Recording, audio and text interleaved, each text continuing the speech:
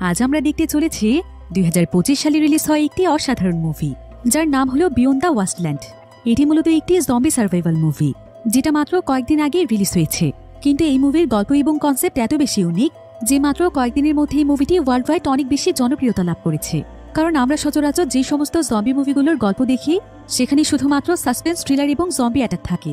তবে এই মুভির গল্পটিতেই সমস্ত কিছু তো রয়েছেই, কিন্তু এর পাশাপাশি রয়েছে এক বাবা ছেলের নিঃস্বার্থ ভালোবাসার গল্প। একজন বাবা যে তার সন্তানের জন্য কি কি করতে পারে, আর একজন সন্তানই বা তার বাবার জন্য কোন পর্যায়ে যেতে পারে, সেটা দেখলে আপনারাও আপনাদের চোখের পানি ধরে রাখতে পারবেন না।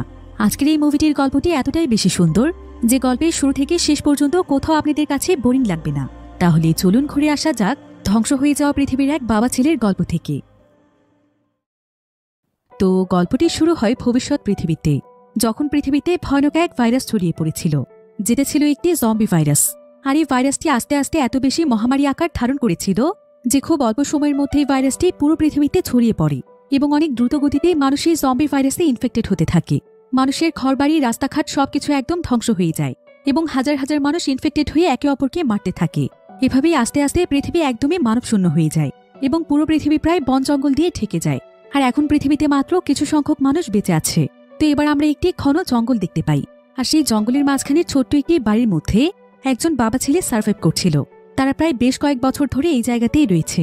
তবে তাদের নিজেদেরও এখন ঠিকমতো খেয়াল নেই যে আজ থেকে প্রায় কতদিন আগে তারা এখানে এসেছিল, কারণ এখানে ঘড়ি অথবা ক্যালেন্ডার কিছুই ছিল না।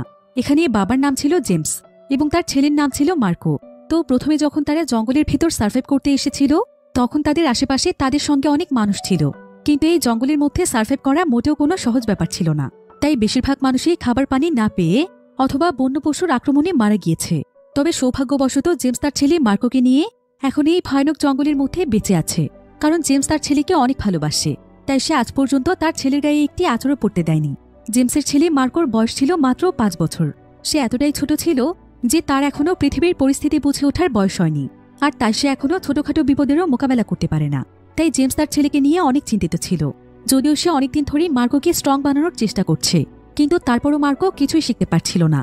কিন্তু এই ভয়ানক জঙ্গলে টিকে থাকতে হলে তাকে অবশ্যই শিকার করা শিখতে হবে। তাই জেমস এখানে মার্কোকে গান চালানো শেখাচ্ছিল, যাতে করে যদি কখনো মার্কোর সামনে বিপদ চলে আসে তখন মার্কো যেন নিজেকে বাঁচাতে পারে। জেমস এখানে তার ছেলেকে বলছিল, তোমাকে যত তাড়াতাড়ি সম্ভব গান চালানো শিখতে হবে, তা না হলে শিকার করার বদলে তুমি নিজেই শিকার হয়ে যাবে। তবে জেমস এখানে বারবার শিখিয়ে দেওয়ার সত্ত্বেও মার্কো কোনোভাবেই গান চালাতেই পারছিল না। আসলে সে অনেক ছোট হওয়ার কারণে তার শরীরে গান লোড করার কোনো শক্তিই ছিল না, এমনকি সে গানটির সেফটি লক পর্যন্ত খুলতে পারছিল না।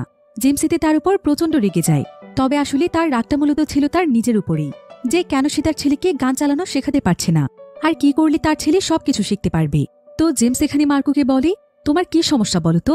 আমি আর কি করলে তুমি সবকিছু শিখতে পারবে? তোমাকে নিয়ে আমার কত দুশ্চিন্তা হয় সেই সম্পর্কে তোমার কোনো ধারণাই নেই। এসব বলে জেমস সেখান থেকে ঘুমোতে চলে যায়। তবে মার্কোর সাথে এমন আচরণ জেমসই প্রথমবার করেছে। সে কখনোই মার্কোকে এভাবে বকা দেয় না। তবে মার্কো অনেকটাই বুঝদার ছিল, সে তার বাবার ইমোশনটা বোঝে এবং সে চেষ্টাও করে সবকিছু শেখার। যদিও মার্কো তার বাবাকে অনেক ভালোবাসত, কিন্তু সে তার বাবাকে ভয়ও পেত, কারণ মার্কো তার বাবার সাথে খুব একটা ফ্রি হতে পারেনি। তাই মার্কো বেশিরভাগ সময়ই চুপচাপ থাকত। মার্কো যখন অনেক ছোট ছিল তখনই তার মা মারা গিয়েছে। তারপর থেকেই তার বাবাই তাকে অনেক কষ্ট করে লালন পালন করছে।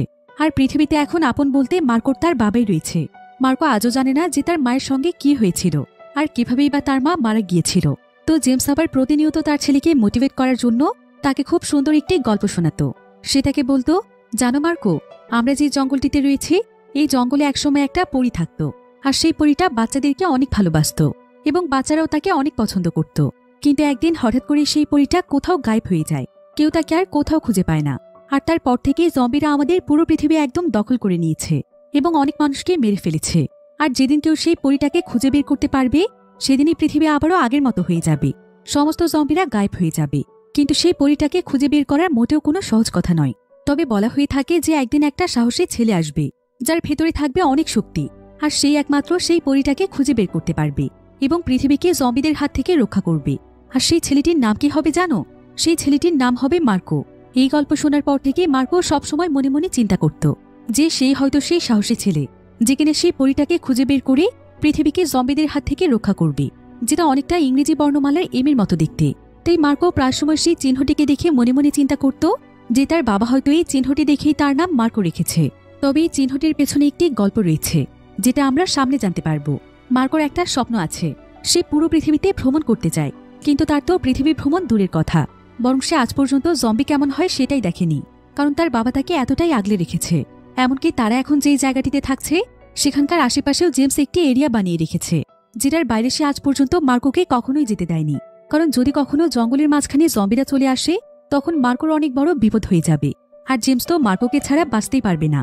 কিন্তু যখনই জেমস তার এবং তার ছেলের জন্য খাবার পানি জোগাড় করতে যায় অথবা শিকার করতে যায়, তখন মার্কো লুকিয়ে লুকিয়ে জঙ্গলের মাঝখানে চলে আসে এবং সে আশেপাশে সবকিছু ঘুরে ঘুরে দেখতে থাকে, ঠিক যেমনটা তার স্বপ্ন। তো এভাবেই আজকে যখন মার্কো জঙ্গলের মধ্যে ঘোরাঘুরি করছিল, তখন কিছু দূর আসার পর সে সেখানে পরিত্যক্ত একটি ভ্যান দেখতে পায়। মার্কোর ইন্টারেস্ট জাগে যে ভ্যানটির মধ্যে কি আছে সেটা দেখার জন্য, তাই সে তখন কোনো কিছু চিন্তা না করে সে ভ্যানটির কাছে চলে যায় এবং সে দেখতে পায় যে ভ্যানটির মধ্যে অনেক খেলনা রয়েছে। এতে তো সে অনেক খুশি হয়ে যায়, আর সে দ্রুত ভ্যানটির ভেতরে গিয়ে খেলনাগুলো নিতে শুরু করে। কিন্তু ঠিক তখনই সে সেখানে একটি শব্দ পায়, এতে সে কিছুটা ভয় পেয়ে যায়। কিন্তু দেখা যায় যে সেখানে তার মতো একটি ছেলে রয়েছে। ছেলেটি জানে যে তার নাম হচ্ছে নিক এবং সেই ভ্যানটির মধ্যে তার মায়ের সঙ্গে থাকে। নিক আসলে একটি স্পেশাল চাইল্ড ছিল, তার ডাউন সিনড্রোম নামক একটি রোগ রয়েছে। তবে সে মার্কোর চাইতে বয়সে কিছুটা বড় ছিল, কিন্তু বুদ্ধিতে সে মার্কোর চাইতে অনেক ছোট, তাই সে মার্কোকে দেখে অনেক ভয় পাচ্ছিল। কিন্তু মার্কো তখন নিজেই তার সঙ্গে গল্প করে এবং কিছুক্ষণের মধ্যে সে নিকের সঙ্গে অনেক ফ্রি হয়ে যায়, আর নিকও এতদিন পর একজন বাচ্চাকে পেয়ে অনেক খুশি হয়ে যায়। এরপর সে তার কিছু খেলনা সহ মার্কোকে নিয়ে বাহিরে চলে যায় এবং সে মার্কোর সঙ্গে খেলা করতে চায়। মার্কো তখন তার কথায় রাজি হয়ে যায়, আর তারা দুজন মিলে সেখানে অনেক মজা করতে থাকে। মার্কো এখানে একজন সঙ্গী পেয়ে অনেক খুশি ছিল, কারণ তার বাবার পরে নিকি ছিল তার প্রথম বন্ধু। এরপর নিক এখানে মার্কোকে একটি খেলনা উপহার দেয়, যাতে করে বাড়িতে যাওয়ার পরও তার কথা তার মনে থাকে।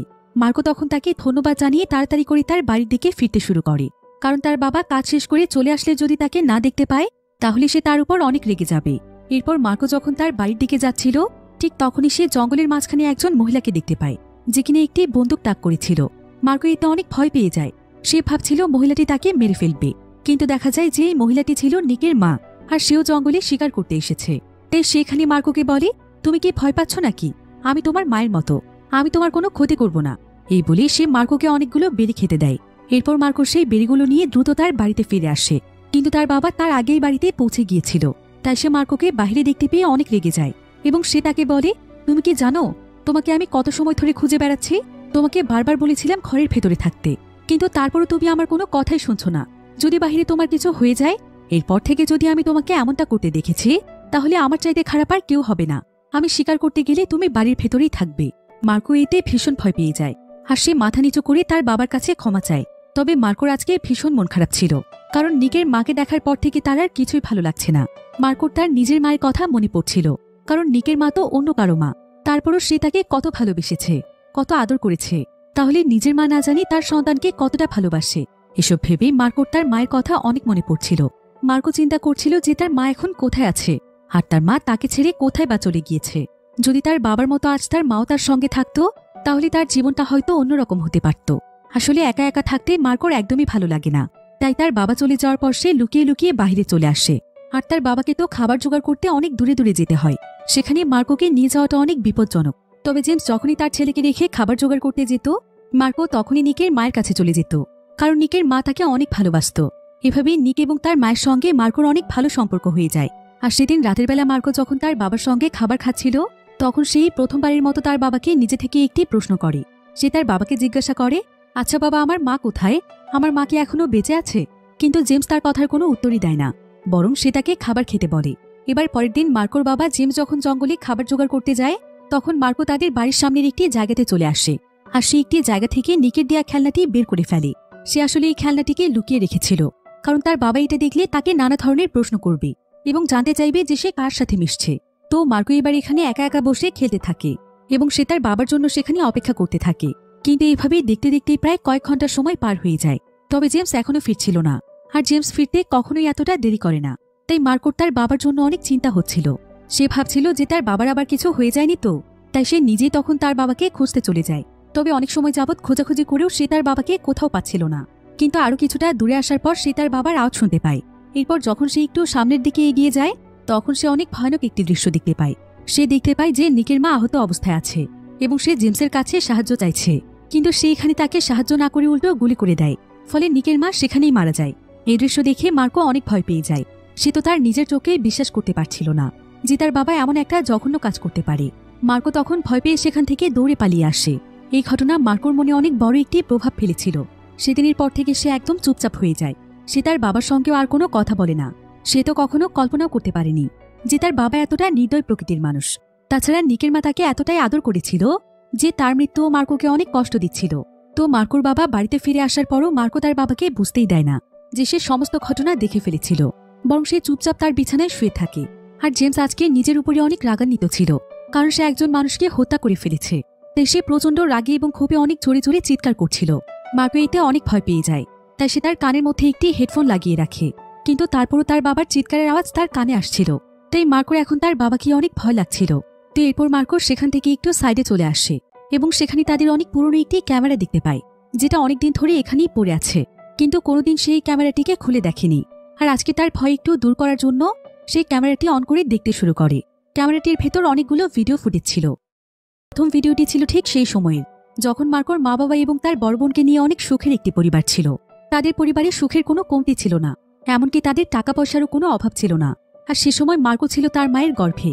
ভিডিওটিতে মার্কো দেখতে পায় যে তার মা বাবা একে অপরের সঙ্গে অনেক হ্যাপি আছে এবং তারা এখানে মার্কোকে উদ্দেশ্য করে অনেক কথা বলছে যে ভবিষ্যতে মার্কোকে তারা একজন ভালো মানুষ হিসেবে দেখতে চায়। আর মার্কোকে একটু ছুঁয়ে দেখার জন্য তারা দুজন কতটা এক্সাইটেড।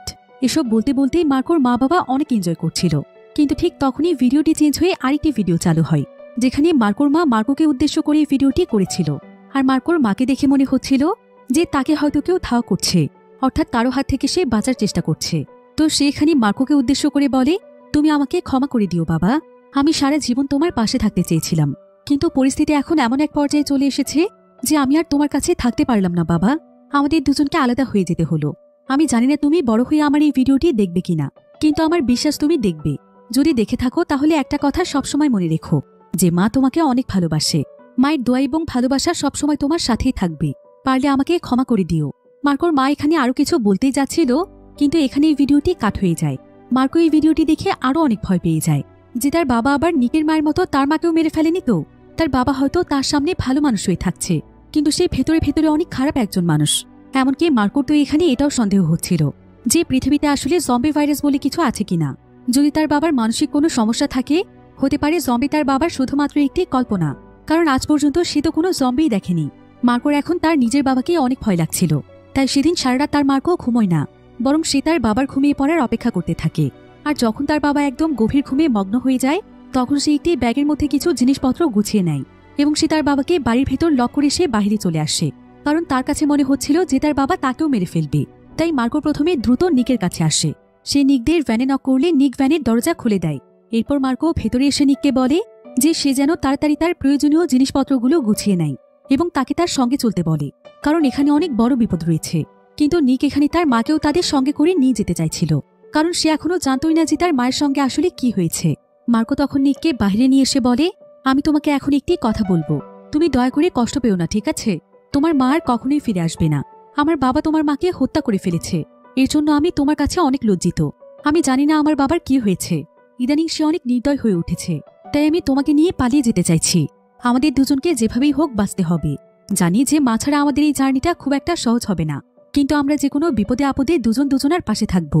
কিন্তু দয়া করে তুমি আমাকে ক্ষমা করে দাও, আমার বাবার জন্য তুমি তোমার মাকে হারিয়েছ। কিন্তু নিকতে এই সমস্ত ব্যাপারে তেমন কোনো কিছুই বুঝতো না, তবে সে বুঝতে পারছিল যে মার্কো তার জন্য অনেক কষ্ট পাচ্ছে। তাই সে মার্কোকে জানায় যে মার্কোর প্রতি তার কোনো অভিযোগ নেই। এই বলে সে মার্কোকে জড়িয়ে ধরে। মার্কো এতে অনেক খুশি হয়ে যায়, কারণ এই প্রথমবার বাহিরের কোনো মানুষ তাকে এতটা স্নেহ যত্নে জড়িয়ে ধরেছে। এরপর মার্কো তখন তাকে নিয়ে সামনের দিকে এগিয়ে যেতে শুরু করে। তাদের দুজনের পক্ষে যতটুকু সম্ভব তারা পায়ে হেঁটেই পথ পাড়ি দিচ্ছিল, কিন্তু জঙ্গলের মাঝখানের একটি জায়গাতে এসে মার্কো নিককে থামতে বলে, কারণ সে অনেক দূর থেকে কিছু একটা আওয়াজ শুনতে পেয়েছিল। আর এতগুলো বছর মার্কো যেহেতু তার বাবার সঙ্গে এই জঙ্গলের মধ্যে কাটিয়েছে, তাই সে সার্ভাইভ করার ব্যাপারে অনেক কিছুই জানত, যে কোথায় কিভাবে বিপদ সংকেত খুঁজে বের করতে হবে। মার্কো নিককেও একজন বড় ভাইয়ের মতো এসব বিষয় সম্পর্কে বলছিল এবং সে নিককে নিয়ে অনেক সাবধানে সামনের দিকে এগিয়ে যাচ্ছিল। আশেপাশে শব্দ শুনতে পেয়ে মার্কো একদম নিশ্চিত ছিল যে আশেপাশে কোনো বিপদ রয়েছে, কিন্তু অনেকটা দূরে আসার পরও তারা কোথাও কিছু দেখতে পাচ্ছিল না। তাদের কাছে মনে হচ্ছিল যে কিছু একটা তাদের পিছু করছে, কিন্তু সেটা তাদের সামনে আসছিল না। তাই মার্কো তখন দ্রুত নিককে নিয়ে জোরে জোরে চলতে শুরু করে। আর কিছু দূর যাওয়ার পর তারা সেখানে পুরনো একটি গাড়ি দেখতে পায়। মার্কো তখন নিককে নিয়ে তাড়াতাড়ি সেই গাড়িতে উঠে পড়ে এবং সে দ্রুত গাড়িটির দরজা লক করে ফেলে আর অপেক্ষা করতে থাকে যে আশেপাশে কি আছে সেটা দেখার জন্য। এবার কিছুক্ষণের মধ্যেই দেখা যায় যে সেখানে একে করে প্রচুর পরিমাণে জম্বি চলে এসেছে আর তারা মার্কোদের পুরো গাড়িটি একদম ঘিরে ফেলেছে এবং জম্বিগুলো একসঙ্গে গাড়ির গ্লাস ভেঙে ফেলার চেষ্টা করছে। মার্কো এবং নিকিতে ভীষণ ভয় পেয়ে যায়। মার্কো তার জীবনে প্রথমবার জম্বিদেরকে দেখছে, অর্থাৎ তার বাবা আসলে সঠিকই ছিল যে পৃথিবীতে সত্যি সত্যি জম্বি ভাইরাস রয়েছে। অন্যদিকে আমরা জেমসকে দেখতে পাই। হঠাৎ করে জেমসের ঘুম ভেঙে যায়, কিন্তু জেমস তার আশেপাশে কোথাও তার ছেলে মার্কোকে দেখতে পাচ্ছিল না, তাই সে একদম অস্থির হয়ে পড়ে। তবে মার্কো বের হওয়ার আগে তার হাত হ্যান্ডকাপ দিয়ে সেখানে বেঁধে দিয়েছিল। জেমস বুঝতে পারছিল না যে তার সঙ্গে এমনটা কে করেছে। সে ভাবছিল যে কেউ হয়তো তাদের বাড়িতে হামলা করে তার ছেলে মার্কোকে নিয়ে গিয়েছে। তাই জেমস তখন কোনো মতে দ্রুত তার হ্যান্ডকাপ খুলে ফেলে আর সে তার বন্দুক নিয়ে দ্রুত তার ছেলেকে খুঁজতে বেরিয়ে পড়ে। জেমস একদম পাগলের মতো সমস্ত জায়গাতে মার্কোকে খুঁজতে থাকে, এমনকি সে হাঁটতে হাঁটতে নির্দেশ সেই গাড়িটিতেও চলে আসে আর এখানে এসে সেই গাড়ির ভেতর মার্কোর কিছু জিনিস দেখতে পায়। এতে সে বুঝতে পারে যে মার্কো হয়তো নিকের সঙ্গে রয়েছে। অন্যদিকে নিক এবং মার্কোর গাড়িটি জম্বিরা একদম ভেঙে ফেলছিল। তারা দুজন বুঝতে পারছিল না যে তারা কি করবে। এভাবেই যখন তাদের জানালা একদম ভেঙে যাচ্ছিল, ঠিক তখনই কেউ একজন এক এক করে জম্বিগুলোকে মেরে ফেলে এবং তাদের গাড়ির দরজা খুলে ফেলে। এটা আর কেউ নয় বরং জেমসই ছিল। মার্কো তার বাবাকে দেখতে পেয়েও অনেকটাই ভয় পেয়ে যায়। তবে জেমস তখন তাড়াতাড়ি করে তার ছেলেকে বাইরে নিয়ে আসে এবং প্রথমেই সে তার পুরো শরীর চেক করে যে মার্কো আবার ইনফেক্টেড হয়ে যায়নি তো। কিন্তু মার্কোর শরীরে কোনো দাগই ছিল না। জেমস যেন এতে তার মনে অনেকটাই স্বস্তি ফিরে পায়। তাই মার্কো তার সঙ্গে যেতে না চাইলেও সে তাকে টেনে নিয়ে যাচ্ছিল। তবে এমন সময় জেমস কারের ভেতরে নিককে দেখতে পায়। নিক এখানে কোনো কিছুই বলছিল না, সে শুধুমাত্র তার দিকে তাকিয়েছিল। নিক ভাবছিল যে জেমস হয়তো তাকেও তার সঙ্গে করে নিয়ে যাবে, কিন্তু জেমস এখানে তাকে না নিয়ে উল্টো গাড়ির দরজা বন্ধ করে দেয়, কারণ তার কাছে তার ছেলে মার্কোর সুরক্ষা আগে ছিল। এরপর সে মার্কোকে দ্রুত সেই জায়গা থেকে টেনে নিয়ে যেতে থাকে, কারণ যে কোনো সময় এখানে জম্বি চলে আসতে পারে। তবে মার্কো এখানে নিকের জন্য চিৎকার করে কাঁদছিল। সে কোনোভাবেই তার বাবার সঙ্গে যেতে চাইছিল না। আর এক পর্যায়ে মার্কো তার বাবার উপর প্রচণ্ড রেগে যায় আর সে অনেক জোরে তার বাবার কাছ থেকে তার হাত ছাড়িয়ে নেয় এবং সে প্রথমবারের মতো তার বাবাকে চিৎকার করে বলে, তুমি কেন আমাকে জোর করে নিয়ে যাচ্ছ? আমি তোমার মতো নিষ্ঠুর মানুষের সঙ্গে থাকতে চাই না। প্রথমে তুমি নিকের মাকে মেরে ফেলেছ। নিকের মা তোমার কাছে সাহায্য চাইছিল, কিন্তু সেটা না করে তুমি তাকে গুলি করে মেরে ফেলেছ। আর এখন তুমি নিককেও বিপদের মধ্যে ফেলে চলে এলে। নিক অনেক অসহায় একটি ছেলে। এই পৃথিবীতে নিকের কেউ নেই। ওর মাই ছিল ওর একমাত্র আপনজন, কিন্তু তুমি ওর কাছ থেকে সবকিছু কেড়ে নিয়েছ। এমনকি আমি এটাও জানি যে তুমি আমার মাকেও মেরে ফেলেছ। তাই তো আমি মায়ের ব্যাপারে কিছু জানতে চাইলে তুমি রেগে যাও। অনেক ভালো হতো যদি মায়ের সাথে সাথে তুমি আমাকেও মেরে ফেলতে। তবে এই জায়গাটি যেহেতু একদমই সুরক্ষিত ছিল না, তাই জেমস কোনো কথা না বাড়িয়ে মার্কোকে নিয়ে যেতে চাইছিল। কিন্তু ঠিক এমন সময় জেমস আশেপাশে জম্বিদের আওয়াজ শুনতে পায়। তাই জেমস তখন মার্কোকে জোর করে একটি গাছের পেছনে নিয়ে আসে এবং সে তাকে সেখানে বসিয়ে দিয়ে বলে, আমি তোমাকে সবকিছু খুলে বলবো, তুমি শুধুমাত্র আমার কথা শোনো। এখান থেকে কোথাও যেও না, আমি এক্ষুনি ফিরে আসবো। এই বলে জেমস তার বন্দুক নিয়ে সামনের দিকে চলে যায় এবং সে দেখতে পায় সেখানে অনেকগুলো জম্বি চলে এসেছে। আসলে জম্বি ভাইরাস প্রথমে শহরের দিকে ছড়িয়ে পড়েছিল, তাই শহরে এখনো অনেক জম্বি রয়েছে। আর এই জম্বিগুলো মূলত শহর থেকে এদিকে আসছে। তো মার্কো তখন তার বন্দুক দিয়ে এক এক করে জম্বিগুলোকে মারতে থাকে। অন্যদিকে জেমসের মানা করা সত্ত্বেও মার্কো তার পেছনে পেছনে চলে আসে আর সে একটি গাছের পেছনে লুকিয়ে তার বাবাকে দেখতে থাকে। সে দেখতে পায় জেমস জম্বিগুলোকে মারতে মারতে সেই গাড়িটির দিকে এগিয়ে যাচ্ছে যেখানে নিক রয়েছে, অর্থাৎ সে নিককে বাঁচাতে যাচ্ছে। জেমস আসলে প্রথমে মার্কোকে একটি সুরক্ষিত জায়গায় রাখতে চাইছিল, এরপর নিককে বাঁচাতে চাইছিল। আর ততক্ষণ নিকের সুরক্ষার জন্য সে গাড়ির দরজা বন্ধ করে দিয়েছিল। তার উদ্দেশ্য খারাপ ছিল না।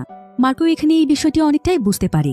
কিন্তু ঠিক তখনই মার্কো তার পেছনে একটি আওয়াজ শুনে তাকিয়ে দেখতে পায় যে তার কাছে একটি জম্বি চলে এসেছে আর তার বাবাও এখন তার কাছ থেকে অনেকটাই দূরে ছিল।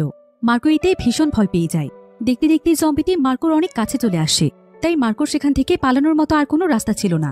তবে মার্কো যখন তার বাড়ি থেকে পালিয়ে এসেছিল, তখন সে নিজের সুরক্ষার জন্য তার ব্যাগের মধ্যে সেই বন্দুকটি ঢুকিয়ে নিয়েছিল, যেটা চালানো তার বাবা তাকে অনেকদিন ধরেই শেখাচ্ছে।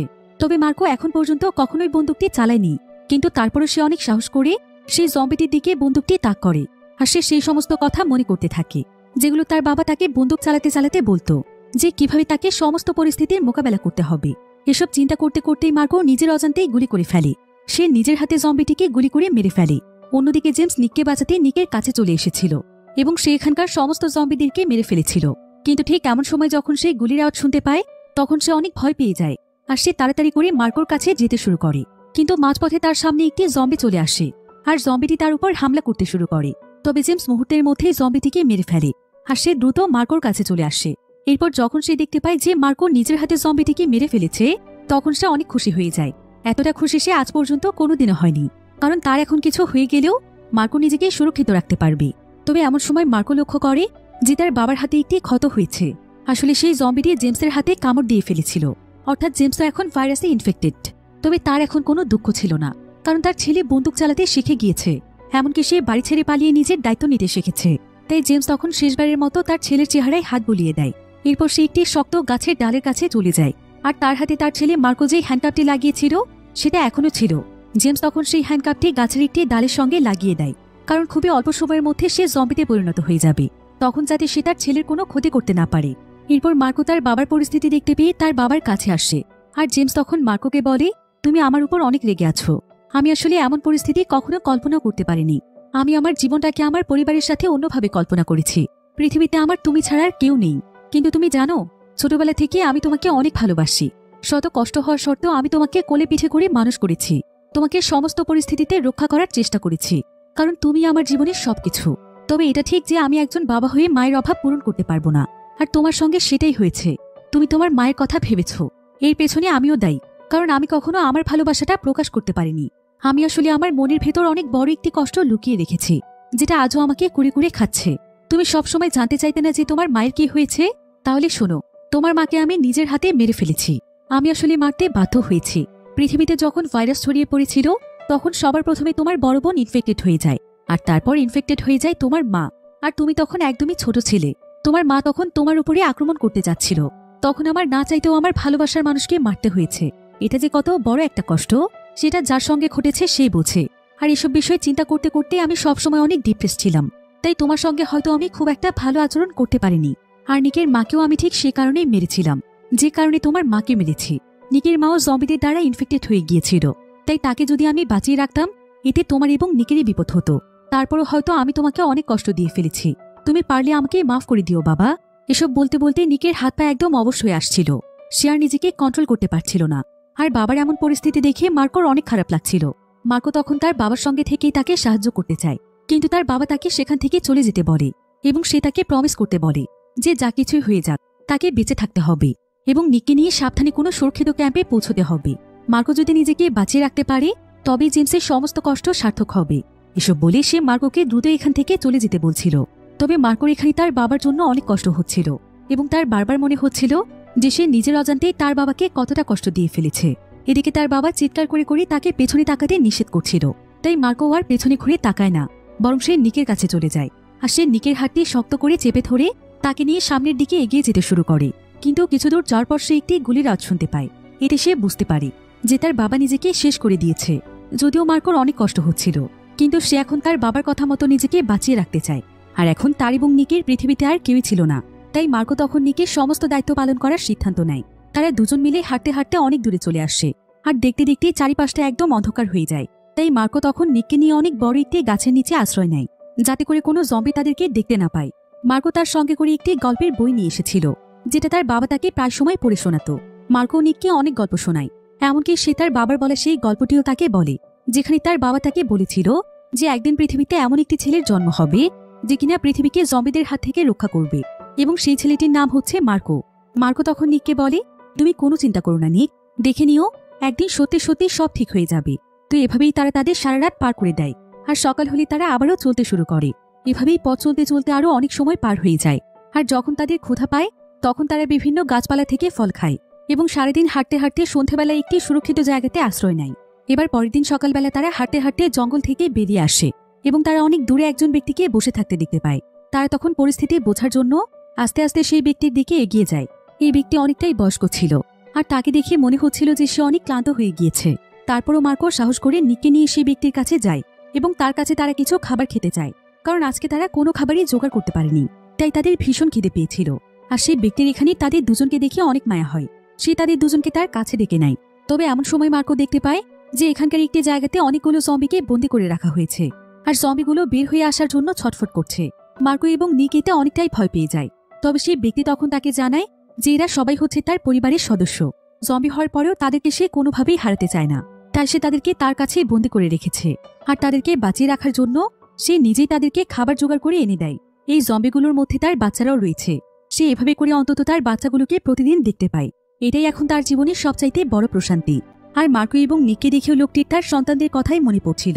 তাই সে তাদের দুজনকে অনেকগুলো খাবার এনে দেয়, যাতে করে তারা পেট ভরে খেতে পারে। তো খাবার খেতে খেতে মার্কো এখানে সেই লোকটির কাছে জানতে চায়, আচ্ছা আঙ্কেল, আপনি তাদেরকে এইভাবে করে কতদিন বন্দি রাখবেন?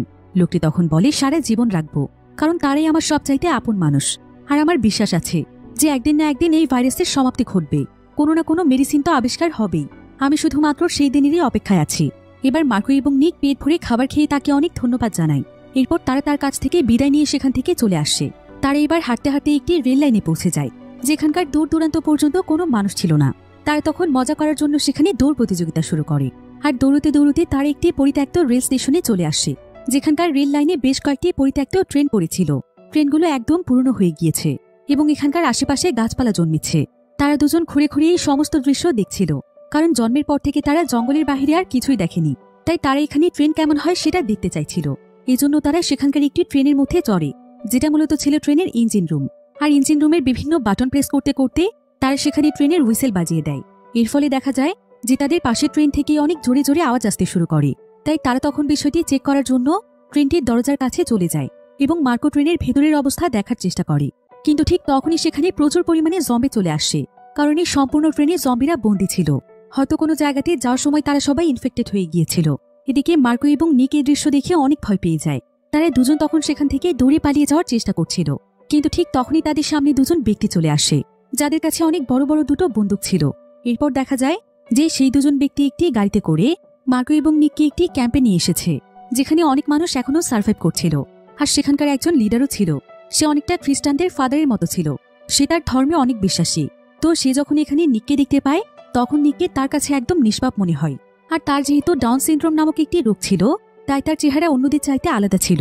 এজন্য সেই লিডার ভাবছিল যে নিক হয়তো কোনো এঞ্জেল, যে কিনা তাদেরকে রক্ষা করতে এসেছে। তাই সে নিককে এঞ্জেল মনে করে তার কাছে সাহায্য চাইছিল, এবং প্রতিনিয়ত তার কাছে সাহায্য চাওয়ার জন্য সে নিককে তার কাছে রেখে দেয়।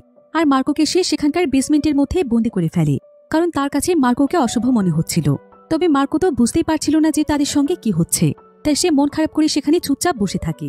অন্যদিকে সেই লিডার নিকের কাছে এই ভাইরাস থেকে বাঁচার উপায় জানতে চাইছিল, কিন্তু নিক যখন কোনো কথা বলছিল না, তখন সেই লিডার ডেভিড নামক একজন ব্যক্তিকে অর্ডার দেয় যে সে যেন আজ রাতে মার্কোকে মেরে ফেলে। কারণ সে ভাবছিল যে মার্কো যেহেতু অশুভ একটি ছেলে, তাই হয়তো এই এঞ্জেল এখনো কথা বলছে না। তো লিডারের কথা মতো ডেভিড তখন সেদিন রাতে মার্কোর কাছে যায়, কিন্তু সে মার্কোকে মারতে পারে না। বরং সে উল্টো মার্কোকে জানায় যে যত তাড়াতাড়ি সম্ভব সে যেন এখান থেকে অনেক দূরে পালিয়ে যায়। এই বলে সে মার্কোকে সেখান থেকে বের করে দেয়, কিন্তু মার্কো কিছুটা দূরে গিয়েই বসে থাকে। আর সুযোগ পেয়ে সে কোনো মতে ক্যাম্পের ভেতরে চলে যায়। এরপর সে নিকের মুখ চেপে ধরে তাকে চুপ থাকতে বলে, এবং সে কোনো মতে নিককে নিয়ে সেখান থেকে দৌড়ে পালিয়ে যায়। আর পরের দিন সকালবেলা লিডার যখন এটা জানতে পারে, তখন সে জেনে যায় যে এই কাজটি ডেভিড করেছে। ডেভিডই মার্কোকে এখান থেকে পালানোর রাস্তা দেখিয়ে দিয়েছে, তাই সে এখানে ডেভিডকে গুলি করে মেরে ফেলে। অন্যদিকে মার্কো নিককে নিয়ে দৌড়তে দৌড়তে অনেক দূরে চলে আসে, আর তারা অনেক পুরনো একটি বিল্ডিং এর কাছে এসে থামে। এরপর নিক এখানে মার্কোকে বলে যে তার অনেক বেশি পিপাসা পেয়েছে, তাই মার্কো তখন নিককে সেখানে দাঁড়াতে বলে, এবং সে সেই পুরনো বিল্ডিংটির ভেতর চলে যায় পানি খোঁজার জন্য। বিল্ডিংটি অনেক বড় ছিল, তাই পানি খুঁজতে মার্কোর অনেক সময় লাগছিল। তবে বেশ কয়েকটি ফ্লোর উপরে যাওয়ার পর সে একটি পানির বোতল খুঁজে পায়, যেখানে অনেকটা পানি ছিল। এমনকি সে সেখানে একটি জামা এবং একজোড়া জুতো খুঁজে পায়। মার্কো তখন তার পুরনো পোশাকগুলো চেঞ্জ করে ফেলে, কারণ পোশাকগুলো অনেক নোংরা হয়ে গিয়েছিল।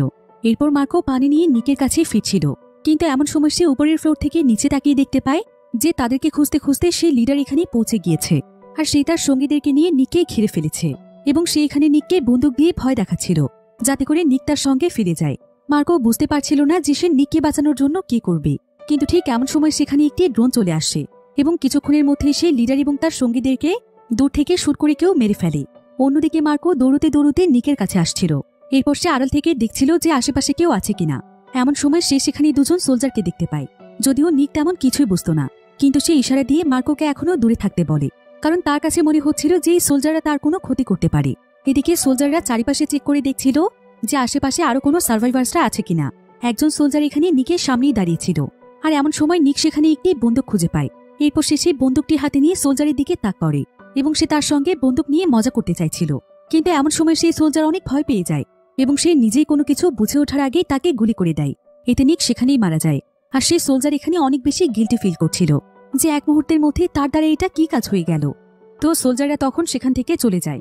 অন্যদিকে নিকের মৃত্যুতে মার্কো অনেক ভেঙে পড়েছিল। পৃথিবীতে তো তার মা বাবা কেউ ছিল না, আর এখন তার প্রিয় বন্ধুটাকেও মানুষ মেরে ফেলেছে। মার্কো এখানে খুব ভালোভাবেই বুঝতে পারে যে কেন তার বাবা সবসময় তাকে লুকিয়ে রাখত, কেন তাকে বাইরে বের হতে দিত না, কারণ বাইরের পৃথিবীটা অনেক খারাপ, পৃথিবীর মানুষ অনেক স্বার্থপর। এসব ভাবতে ভাবতেই মার্কো একা একাই রাস্তা দিয়ে হাঁটছিল। সে বুঝতে পারছিল না যে এখন সে কি করবে আর সে কোথায় বা যাবে। নিজের অজান্তেই সে মাইলের পর মাইল রাস্তা পাড়ি দিচ্ছিল। আর সে তার বাবার বলা সেই গল্পটির কথা চিন্তা করছিল যে একদিন মার্কো নামক সেই ছেলে হারিয়ে যাওয়া পরীটিকে খুঁজে বের করবে এবং জম্বিদের থেকে পৃথিবীকে রক্ষা করবে। কিন্তু মার্কো তো কোথাও কোনো পরী দেখতেই পাচ্ছিল না। এজন্য এই গল্পটিকেই তার মিথ্যে মনে হচ্ছিল। তাই সে রাগ করে সেই গল্পের বইটি ছিঁড়ে ফেলে, যেটা দেখে দেখে তার বাবা তাকে গল্প শোনাতো। এবার মার্কো হাঁটতে হাঁটতে শহরের কাছে চলে আসে। সে একটি উঁচু জায়গাতে দাঁড়িয়ে পুরো শহরটিকে দেখতে পাচ্ছিল এবং শহরের প্রত্যেকটি বিল্ডিংয়ে পরিত্যক্ত অবস্থায় পড়েছিল। মার্কো তখন শহরের ভেতরে চলে যায় আর সে দেখতে পায় যে এখানকার রাস্তাঘাটও একদম পরিত্যক্ত অবস্থায় পড়ে আছে। প্রত্যেকটি জায়গাতেই অনেকগুলো করে গাড়ি ছড়িয়ে ছিটিয়ে রয়েছে আর আশেপাশের প্রত্যেকটি জায়গাতেই রয়েছে অনেক উঁচু উঁচু বিল্ডিং। মার্কো তার জীবনে এই প্রথমবার কোনো শহর দেখছে, তাই সে আশেপাশে তাকিয়ে খুব ভালোভাবে সবকিছু দেখছিল। কিন্তু এমন সময় শহরের প্রত্যেকটি জায়গা থেকে তার কানে অনেক ভয়ানক আওয়াজ ভেসে আসছিল। কারণ শহরের মধ্যে যেহেতু জম্বি ভাইরাস ছড়িয়েছে, তাই শহরের প্রত্যেকটি আনাচে কানাচে ভয়ানক জম্বিরা ছিল। তাই মার্কো চালাকি করে একটি গাড়ির নিচে লুকিয়ে পড়ে এবং সে দেখতে পায় যে তার আশেপাশে অনেক জম্বি রয়েছে। মার্কো তখন সেখানে ততক্ষণ পর্যন্ত লুকিয়ে থাকে যতক্ষণ না সমস্ত জম্বিগুলো সেখান থেকে চলে যাচ্ছে। আর জম্বিগুলো চলে যাওয়ার পর মার্কো গাড়ির নিচ থেকে বেরিয়ে আসে এবং সে আবারও চলতে শুরু করে। মার্কোর কাছে তার মায়ের একটি ছবি ছিল আর সে তার বাবার কাছ থেকে শুনেছে যে তার এই শহরটির আশেপাশের কোথাও থাকতো। তাই তার মায়ের ছবিটির মধ্যে যে বিল্ডিংটি রয়েছে, মার্কো অনেক কষ্ট করে সেই বিল্ডিংটিকে খুঁজে বের করে ফেলে। এটাও এখন একটা পরিত্যক্ত বিল্ডিং ছিল। তারপরও মার্কো বিল্ডিংটির ভেতরে চলে যায়। পুরো বিল্ডিংটি একদম অন্ধকার ছিল, কোথাও কোনো মানুষ ছিল না। তবে হঠাৎ করেই মার্কো একটি রুমের মধ্যে গিয়ে দেখতে পায় যে একটি মেয়ে সেখানকার জানালার কাছে দাঁড়িয়ে আছে। সূর্যের আলোতে তাকে ভালোভাবে দেখা যাচ্ছিল না। আর মার্কোর কাছে তার মায়ের যে ছবিটি ছিল, সেই মেয়েটিকে তার একদম তার মায়ের মতো লাগছিল। মার্কো ভাবছিল যে এটা আবার সেই পরীটা নয় তো, যেটার ব্যাপারে তার বাবা তাকে বলেছিল। এসব ভাবতে ভাবতে মার্কো সেই মেয়েটির কাছে এগিয়ে যায় আর সে পেছন থেকে মেয়েটিকে জড়িয়ে ধরে। তবে মেয়েটি এখানে তাকে কিছুই বলছিল না এবং তার দিকে ঘুরেও তাকাচ্ছিল না, বরং সে তার হাত দিয়ে মার্কোকে আদর করছিল। কিন্তু কিছুক্ষণ পরে সেই মেয়েটি মার্কোর হাতে কামড় দিয়ে ফেলে, কারণ আসলে এই মেয়েটি একটি জম্বি ছিল, যেটা মার্কো বুঝতে পারেনি। মার্কো এখানে অনেক ভয় পেয়ে যায় আর সেই জম্বিটি মার্কোর দিকে এগিয়ে আসতে থাকে। তবে মার্কো কোনো মতে চালাকি করে সেখানকার দরজা বন্ধ করে দেয়। কিন্তু ততক্ষণে অনেক দেরি হয়ে গিয়েছিল। মার্কো অলরেডি ভাইরাসে ইনফেক্টেড হয়ে গিয়েছে। মার্কো তখন তার বাবার কথা মনে করতে করতে সেখানে প্রচণ্ড কাঁদছিল, কারণ তার বাবা তাকে তার মৃত্যুর আগে বলেছিল যে তার জীবনটা তখনই সার্থক হবে যখন মার্কো এই পরিস্থিতি থেকে নিজেকে সুরক্ষিত রাখতে পারবে, সে পৃথিবীতে বেঁচে থাকতে পারবে। কিন্তু মার্কো তার বাবার কথা রাখতে পারেনি। এরপর সে মনে মনে চিন্তা করে যে সে তো নিজেকেই রক্ষা করতে পারেনি, তাহলে সে পৃথিবীকে কিভাবে রক্ষা করবে। এসব ভাবতে ভাবতে সে সেই বিল্ডিং থেকে বেরিয়ে আসে। এরপর সে সেখানে অনেক বড় একটি ওয়াল দেখতে পায়, যেখানে সেই সমস্ত মানুষদের ছবি লাগানো ছিল যাদের পরিবারের সদস্যরা তাদেরকে হারিয়ে ফেলেছে আর তাদের সন্তানের জন্য এখানে ছবি দিয়ে গিয়েছে। মার্কো তখন এখানে তার মায়ের ছবিটিও লাগিয়ে দেয়। এরপর মার্কো হাঁটতে হাঁটতে আরেকটি বিল্ডিং এর কাছে চলে যায়, যেখানকার অনেক বড় একটি স্পিকারের মাধ্যমে অনেক জোরে একটি ভিডিও ক্লিপের আওয়াজ আসছিল। মার্কো তখন ভেতরে গিয়ে দেখতে পায় যে সেখানে একটি ভিডিওতে একজন ব্যক্তি বলছে যে এটা হচ্ছে আমাদের পৃথিবীর সবচাইতে বড় একটি আবিষ্কার, যেটা এতগুলো বছর কঠোর পরিশ্রম করে আমরা তৈরি করতে পেরেছি। একমাত্র এটাই পারবে আমাদের পুরো পৃথিবীকে আবারও বদলে দিতে, পৃথিবীর মানুষকে আবারও নতুন জীবন দিতে। তবে এটা সম্পূর্ণ করার জন্য আমাদের একজনকে প্রয়োজন, আর তার সন্ধানই আমরা এখন করছি। তবে মার্কো এসব কথার কোনো কিছুই বুঝতে পারছিল না। অন্যদিকে স্পিকারের অনেক জোরে আওয়াজের ফলে সেখানে প্রচুর পরিমাণে জম্বিরা চলে আসে। কিন্তু মার্কো এই প্রথমবার জম্বিদেরকে দেখে আর পালিয়ে যায় না। তবে জম্বিদের আওয়াজ তার কাছে অনেক ভয়ানক মনে হয়, তাই সে তার কানে একটি হেডফোন পরে ফেলে এবং সে সেখানে উইশ করতে শুরু করে যে সে যেন তার বাবার বলা সেই পরীটিকে খুঁজে পায় এবং সত্যি সত্যি সে পৃথিবীর মানুষের উপকার করতে পারে। মার্কো এখানে বারবার বলছিল, যদি সত্যিই কোনো পরী থেকে থাকো তাহলে আমার কাছে চলে এসো, আমাকে বাঁচাও, আমি বাঁচতে চাই, তা না হলে আমার বাবার আত্মা অনেক কষ্ট পাবে। এখানে উইশ করার সময় দেখা যায় যে মার্কোর চারিদিক দিয়ে অনেক বুলেট পাস হচ্ছিল। এরপর উইশ শেষ করে মার্কো যখন তার হেডফোন খুলে ফেলে, তখন সে দেখতে পায় যে এখানে অনেকগুলো সোলজার এসেছে আর তারা তাকে জম্বিদের হাত থেকে বাঁচিয়েছে। এরপর একজন লেডি সোলজার মার্কোর কাছে আসে আর সে মার্কোর হাতে জম্বিদের কামড়ের দাগ দেখতে পায়। সে বুঝতে পারে যে মার্কো ইনফেক্টেড, আর মার্কো এখানে বুঝতে পারে যে সে আর বাঁচতে পারবে না, তাকে এখন মেরে ফেলা হবে। মার্কো তখন কোনো কিছু চিন্তা না করে সেই সোলজারকে জড়িয়ে ধরে। সে আসলে তার জীবন নিয়ে অনেক ক্লান্ত হয়ে পড়েছিল, তাই সে সেই সোলজারকে পরম যত্নে জড়িয়ে ধরেছিল। মার্কো এখন কিছুই চাইছিল না, বরং সে মৃত্যুর আগে একজন মায়ের আদর ভালোবাসে এবং স্নেহ পেতে চাইছিল। এতে সেই সোলজারও তাকে কিছুই বলে না, বরং সে অনেক বেশি ইমোশনাল হয়ে যায়, কারণ সে বুঝতে পারে যে এইটুকু বাচ্চার উপর দিয়ে কি কি গিয়েছে। তবে এমন সময় সেই সোলজার মার্কোর হাতে সেই এম চিহ্নর মতো দাগটি দেখতে পায়, যেটা কিনা তার জন্ম দাগ ছিল। এতে সে যেন নিজের চোখকেই বিশ্বাস করতে পারছিল না। সে তখন তার সঙ্গীদেরকে বলে, আমরা সেই ছেলেটিকে খুঁজে পেয়েছি, যার সন্ধান এতদিন পর্যন্ত আমরা করেছি। এরপর তারা মার্কোর আর কোনো ক্ষতি করে না, বরং মার্কোকে আদর ভালোবাসা দিয়ে সেখান থেকে নিয়ে যায়। আসলে মার্কোর শরীরে যে চিহ্নটি রয়েছে, এই চিহ্নটি পৃথিবীর মাত্র 1% মানুষের শরীরে থাকে। আর এসব মানুষদের শরীরে বিশেষ এক ধরনের অ্যান্টিবডি থাকে, যার ফলে কোনো ভাইরাসই তাদেরকে ইনফেক্টেড করতে পারে না। মূলত এই কারণে এত সময় পার হওয়ার পরও মার্কো জম্বিতে রূপান্তরিত হচ্ছিল না।